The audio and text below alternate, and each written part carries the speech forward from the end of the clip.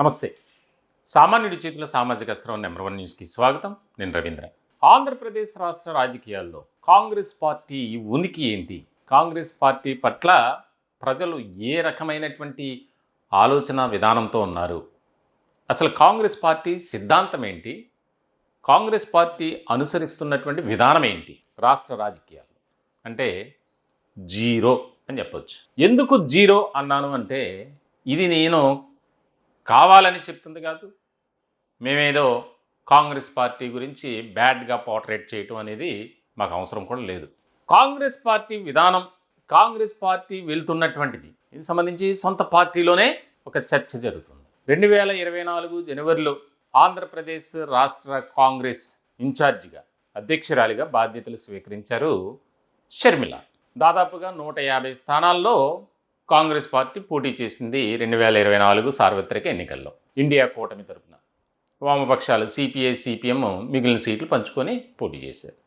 ఓవరాల్గా కాంగ్రెస్ పార్టీ పోటీ చేసినటువంటి స్థానాలు దాదాపు 150కి పైగా. ఆ 150 పోటీ చేసినటువంటి అన్ని స్థానాల్లో ఎక్కడా కూడా అంటే ప్రజలు కాంగ్రెస్ పార్టీ పట్ల ఏ రకమైనటువంటి ఆలోచన కలిగి ఉన్నారనేది అర్థమవుతుంది. సరే, నేను అది చేస్తా, ఇది చేస్తా, నా తండ్రి స్వర్గీయ రాజశేఖర రెడ్డి గారు ఆసియా సాధన కోసం కాంగ్రెస్ పార్టీని రాష్ట్రంలో బలమైనటువంటి స్థాయిలో నిలబెడతా అని షర్మిల చెప్పారు. అయితే ఇప్పుడు పరిస్థితి దానికి చాలా భిన్నంగా ఉంది. ఎక్కడా కూడా కాంగ్రెస్ పార్టీని మనం ముందుకు తీసుకువెళ్ళాలి, హైకమాండ్ ఇచ్చినటువంటి మనకు ఒక బాధ్యతను గుర్తించి అందరినీ కలుపుకొని ముందుకు వెళ్ళాలి. ఈ రకమైనటువంటి కాన్సెప్ట్తో కాకుండా తనకు జరిగినటువంటి అన్యాయం అంటే ఫ్యామిలీ పాలిటిక్స్లో భాగంగా షర్మిల వ్యవహరిస్తుంది. ఆమె విధానాలు అలాగే ఉన్నాయి. ఆమె ఎక్కడ కూడా కాంగ్రెస్ పార్టీ కోసం పనిచేసినటువంటి సందర్భాలు లేవు అనేది ఇప్పుడు సొంత పార్టీలోనే గుసగుస. దీనికి సంబంధించి అసలు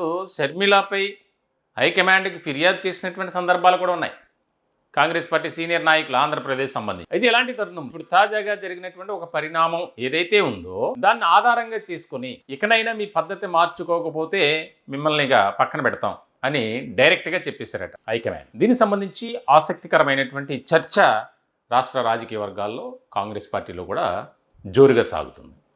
అదేంటంటే మనకు తెలిసినటువంటి అంశమే, ఆస్తి పంపకాల విషయంలో ఏ రకమైనటువంటి గందరగోళ పరిస్థితులు ఉన్నాయి. కోర్టుల దాకా వెళ్ళారు, ఇంకా కోర్టులలో కేసులు నడుస్తున్నాయి. మమ్మల్ని అన్యాయం చేశాడు మా అన్న, మా ఆస్తులు దోచేసుకున్నాడు, దాచుకున్నాడు అని చెప్పి బహిరంగంగానే ప్రెస్ మీట్లు పెట్టి మరీ చెప్తున్నారు. ఆమెమో కాంగ్రెస్ పార్టీ బాధ్యతలు చూడమంటే ఈమంతా కూడా సొంత ఆమెకు జరిగినటువంటి అన్యాయంపై సమరబేరీ మోగిస్తుంది. ఇలాంటి సందర్భంలో తాజాగా విజయమ్మ ఏ రకమైనటువంటి ఆరోపణలు చేశారనేది మనకు తెలుసు, లేఖ రూపం. సో వీటన్నిటినీ బేస్ చేసుకొని ప్రాతిపదికన హైకమాండ్ షర్మిలకు కాల్ చేసి ఈ రకమైనటువంటి విధానం ఉంటే కాంగ్రెస్ పార్టీ మరింత నిర్వీర్యం అయిపోతుంది, కాబట్టి మీరు పద్ధతి అయినా మార్చుకోండి, లేదంటే మా పద్ధతి మార్చుకోండి అంటే ఆమెను తొలగించడానికి ఆసక్తికరమైనటువంటి చర్చ జరుగుతుంది. ఎందుకంటే దాదాపుగా 2 ఏళ్ళు గడిచిపోయింది. ఎన్నికలకు ముందు ఆమెకు బాధ్యతలు అప్పగించారు. కనీసం అభ్యర్థుల ఎంపిక విషయంలో కూడా లాస్ట్ మినిట్ వరకు ఆ పర్టికులర్ నియోజకవర్గానికి సంబంధించి అభ్యర్థి ఎవరో తెలీదు. అంటే కాంగ్రెస్ పార్టీ అలా అయిపోయింది. ఒకప్పుడు ఏ రకంగా ఉండేది ఉమ్మడి రాష్ట్రంలో, వైఎస్ రాజశేఖర రెడ్డి ఆయన ఉన్నప్పుడు కాంగ్రెస్ పార్టీ వైభవం ఒక రకంగా ఉండేది. కానీ ఆంధ్రప్రదేశ్లో ఇప్పుడు ప్రస్తుతం హైకమాండ్ కూడా ఒక ఆలోచన చేసి రాజశేఖర రెడ్డి కుమార్తె కాబట్టి ఆయన అనుకూల వర్గం ఏదైతే ఉందో వారందరినీ కాంగ్రెస్ పార్టీలోకి ఆహ్వానించేటువంటి బాధ్యత షర్మిల తీసుకుంటుంది. ఆ కుటుంబం నుంచి ఒకరికి ఇచ్చాం కాబట్టి అది సానుకూలంగా మారేటువంటి అంశంగా భావించింది హైకమాండ్. కానీ అదే ప్రతికూలంగా మారింది పార్టీకి. ఎక్కడా కూడా పార్టీ బలోపేతం కానీ ఉన్నటువంటి క్యాడర్ని కలుపుకొని వెళ్ళటంలో కానీ ఆమె సక్సెస్ అయినటువంటి దాఖలాలు లేవు. దీనికి సంబంధించి విస్తృత స్థాయిలో చర్చ జరుగుతుంది. అంటే ఒక పార్టీకి సంబంధించి, జాతీయ పార్టీ ఒక రాష్ట్రానికి సంబంధించి కీలక బాధ్యతలు అప్పగించినప్పుడు ఏ స్థాయిలో పనిచేయాలి, అందరినీ కలుపుకోవాలి. ఇప్పుడు కూటమి ప్రభుత్వం అనుసరిస్తున్నటువంటి విధానాలపై ప్రజల్లోకి వెళ్ళాలి. చేసినటువంటి హామీలు, వాగ్దానాలు నిలబెట్టుకునేటువంటి ప్రభుత్వంపై అలు పెరగని పోరాటం చేయాలి క్షేత్రస్థాయిలో. కనీసం అది లేదు. పార్టీలో చేరికలు అది అసలే లేదు. మరి ఇవన్నీ కూడా కాంగ్రెస్ పార్టీకి ఒక రకమైనటువంటి ఇబ్బందికరమైనటువంటి పరిస్థితులు ఉన్నాయి. వీటి వల్ల కనీసం నేను ఇదిగో ఇది చేశాను, పార్టీ కోసం కష్టపడ్డాను, పార్టీ నన్ను గుర్తించింది, పార్టీ ఇంకా నన్ను గుర్తించాలి, ఇవేమో తెలియదు. అనూహ్య పరిణామాల నేపథ్యంలో కాంగ్రెస్ పార్టీ ఒకవేళ అధికారంలోకి వస్తే, అది జరగదనుకోండి ఆంధ్రప్రదేశ్లో, ఒకవేళ జరిగితే ఏంటి పరిస్థితి? కాబట్టి ఒక రకమైనటువంటి చర్చ నడుస్తుంది సొంత పార్టీలో. ఉన్నటువంటి వారిని కాపాడుకోలేక, ఎక్కడా కూడా ఏ రాజకీయ పార్టీలో లేనటువంటి గతంలో పనిచేసినటువంటి కాంగ్రెస్ నాయకులు వారిని పార్టీలోకి ఆహ్వానించడానికి కానీ, వాళ్ళని కలిసి మాట్లాడేందుకు కానీ ఎక్కడా కూడా చొరవ తీసుకోవట్లేదు.